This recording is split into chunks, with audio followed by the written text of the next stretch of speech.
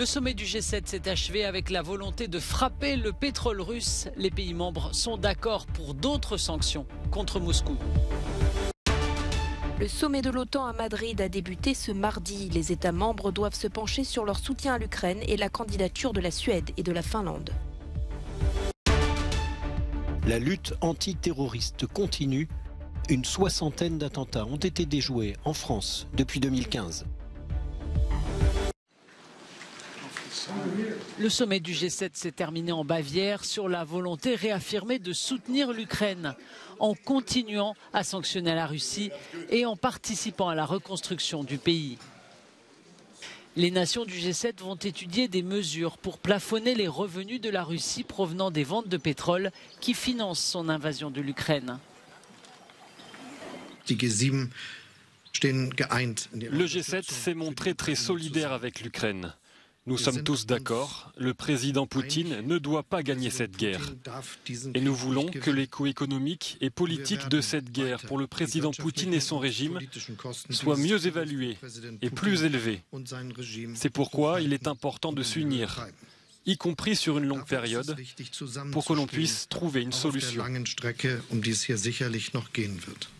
Volodymyr Zelensky s'est inquiété de la lassitude de l'Occident face au coût d'une guerre qui contribue à la hausse des prix de l'énergie et des biens essentiels dans le monde. La Russie ne peut ni ne doit gagner.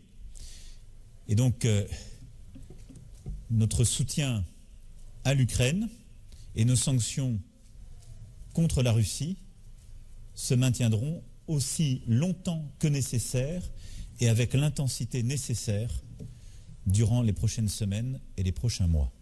Ce G7 en Allemagne sera suivi ce mercredi et jeudi d'un sommet de l'OTAN à Madrid. L'un des sujets sera l'adhésion de la Suède et la Finlande à l'Alliance, deux pays qui s'inquiètent désormais des intentions du belliqueux voisin russe. Emmanuel Macron la disait en état de mort cérébrale, mais depuis la guerre en Ukraine, l'OTAN prouve le contraire. Ses membres se réunissent pour la deuxième fois cette année. À Madrid, l'Alliance Atlantique doit discuter d'un sujet important et non sans difficulté, la candidature de la Finlande et de la Suède. Nous attendons tous avec impatience le résultat des pourparlers que le secrétaire général mène sur l'adhésion de deux démocraties très importantes dans le contexte européen pour l'Alliance Atlantique, la Finlande et la Suède. Nous souhaitons au secrétaire général beaucoup de succès. L'objectif de ces rencontres, convaincre la Turquie de valider l'adhésion des pays scandinaves et trouver des solutions pour aider l'Ukraine. Il est extrêmement important que nous soyons prêts à continuer à apporter notre soutien, car l'Ukraine est aujourd'hui confrontée à une brutalité que nous n'avons pas vue en Europe depuis la Seconde Guerre mondiale. Le groupe dispose de 3 jours pour parvenir à séduire la Turquie qui accuse la Suède et la Finlande d'accueillir des Kurdes considérés comme des terroristes par le président Recep Tayyip Erdogan. L'invasion russe de l'Ukraine a mis un terme à la neutralité historique de la Finlande et de la Suède. Ce principe a réussi à les tenir à l'écart des conflits et des guerres internationales pendant plusieurs décennies. Bien que les raisons qui les ont amenés à être neutres soient différentes, elles ont toutes un rapport direct avec la Russie. La Suède avait choisi d'être neutre dès le début du 19e siècle, après avoir subi une défaite traumatisante pendant les guerres napoléoniennes. Cette guerre lui a causé la perte de nombreux territoires, dont la Finlande qui est passée aux mains de la Russie. En 1939, l'invasion de la Finlande par l'Union soviétique a également été vécue comme un véritable traumatisme. Les troupes finlandaises sont parvenues à stopper l'avancée de l'armée rouge, mais elles ont perdu la Carélie, soit 10% du territoire. Bien qu'elle s'est abstenue de signer le pacte tripartite, la Finlande a fait le choix de s'allier à l'Allemagne nazie, un pari qu'elle a fini par payer en perdant encore plus de terres. À l'issue de la Seconde Guerre mondiale, Helsinki a finalement accepté d'être un pays neutre en échange du maintien de son autonomie politique. Pendant la guerre froide, le statut de neutralité a permis aux deux pays nordiques d'entretenir de bonnes relations avec l'Ouest et le bloc soviétique. Mais après la chute du mur de Berlin et la dislocation de l'URSS, la Suède et la Finlande se sont tournées vers l'Ouest. Bien que la neutralité politique ait été rompue, la neutralité militaire était toujours en vigueur.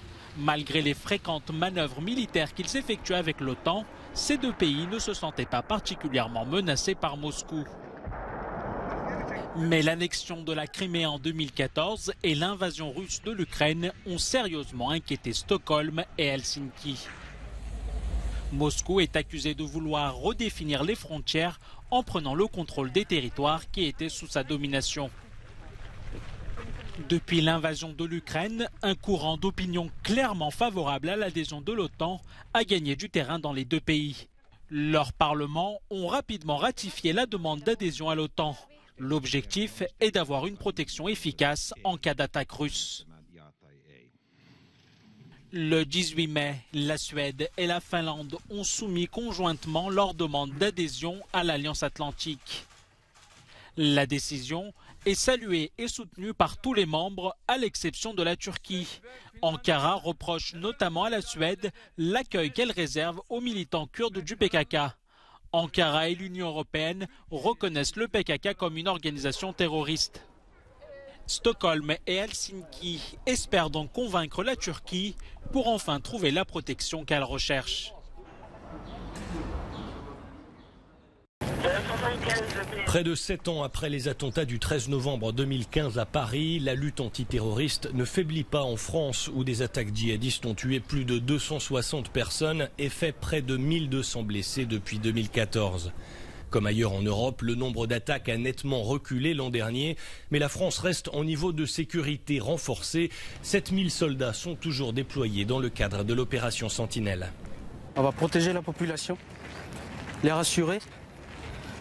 Donc, pour cela, on patrouille et on essaie de les rassurer et dissuader le terrorisme. L'autre priorité de la France a été de muscler son renseignement. Ces dernières années, environ 1000 nouveaux postes ont été affectés à la lutte antiterroriste. Alors que la défaite territoriale de Daesh a réduit ses capacités d'attaque depuis l'extérieur, le défi est désormais de détecter de potentiels assaillants solitaires. L'individu qui se radicalise le soir, qui prend un couteau et qui fait la rue, il est sous les radars. Malheureusement, c'est quelque chose de très compliqué, sauf si on a un élément, d'où l'ensemble de ces dispositifs qu'on a mis en place en France pour tenter de détecter les passages à l'acte, les comportements des individus qui, sans être terroristes, vont changer d'attitude, de comportement. Tout d'un coup, ils ne parlent plus, servent plus la main aux femmes, leur tenue vestimentaire, ils s'isolent, etc. Pour mieux identifier ce que cet expert appelle des signaux faibles, la France a également créé un service de renseignement dédié à la radicalisation en prison.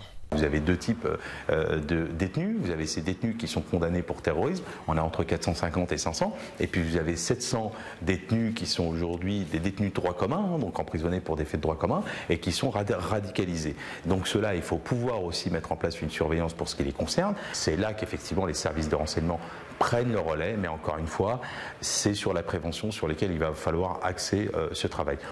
Les autorités françaises affirment avoir déjoué une soixantaine d'attentats depuis 2015. C'est aussi le résultat de plusieurs lois sur la sécurité et 2 années d'état d'urgence entre 2015 et 2017. Des mesures critiquées pour leurs entraves aux libertés. Ce laboratoire danois a vu ses commandes s'envoler ces dernières semaines. Le fabricant du seul vaccin homologué contre la variole du singe augmente sa production. Basé à Copenhague, Bavarian Nordic se dit confiant de pouvoir répondre à la demande mondiale grandissante. Les États-Unis ont déjà commandé 500 000 doses, 100 000 pour l'Union européenne. Nous pensons que nous avons les choses sous contrôle. Nous surveillons attentivement la demande mondiale au quotidien.